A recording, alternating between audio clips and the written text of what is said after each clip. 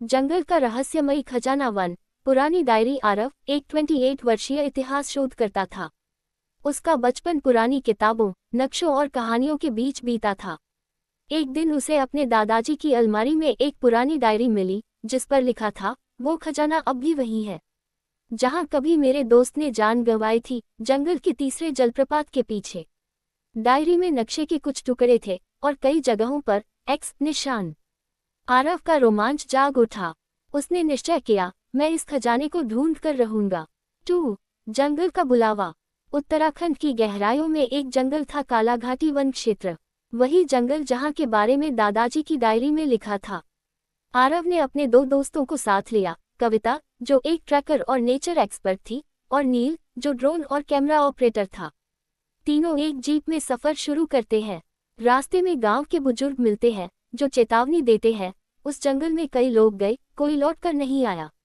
लेकिन आरव रुकता नहीं। उसे खजाने से ज्यादा सच्चाई की तलाश थी। 3. जंगल की पहली रात। जैसे ही वो जंगल में दाखिल होते हैं, हरियाली और सन्नाटा उनके साथ चलता है। पक्षियों की चुप्पी और हवा की सरसराहट कुछ कहती है। पहली रात कैंप में नील को अजीब सी आवाजें सुनाई देती हैं, जैसे कोई फुसफुसा रहा हो।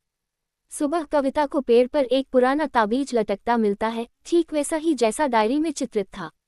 आरव बोलता है, हम सही रास्ते पर हैं। 4.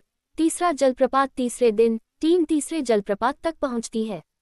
झरना तेज, शोरगुल वाला, लेकिन पीछे एक संकरी गुफा नजर आती है, वही जिसकी बात डायरी में थी। वे गुफा में घुसते हैं, हाथों में टॉर्च, दिलों में डर। दीवारों पर प्राचीन चित्र हैं, राजा, सैनिक और एक सोने का सिंहासन। गुफा के अंत में एक पत्थर की दीवार है और उस पर कुछ शब्द, जिसने स्वार्थवश खजाना चाहा, वो अंधकार में समा गया।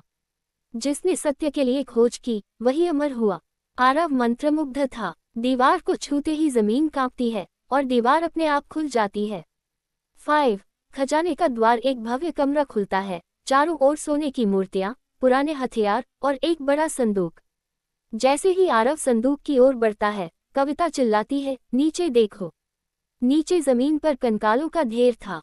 नील डर से कांपते हुए पीछे हटता है। ये क्या है? आरव शांत होकर कहता है, ये वही लोग हैं जो सिर्फ खजाने के लिए आए थे।